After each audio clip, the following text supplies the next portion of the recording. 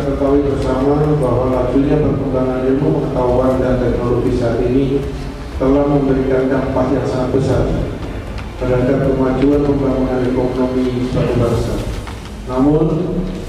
pada bidang keamanan dan ketertiban masyarakat,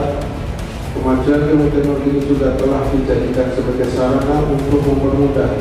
para pelaku kejahatan untuk mengoptimalkan hasil kejahatan serta menghilangkan jejak dalam melakukan kejahatan, sehingga menyebabkan meningkatnya kualitas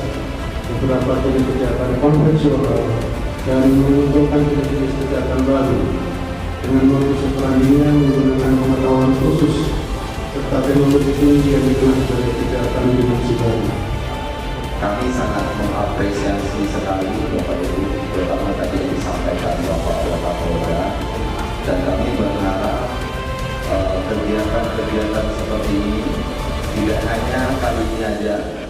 Nanti ke depan kita bisa berdiskusi dan berkoordinasi serta bersinergi lebih lanjut, baik itu dari Bapak Ibu penyidik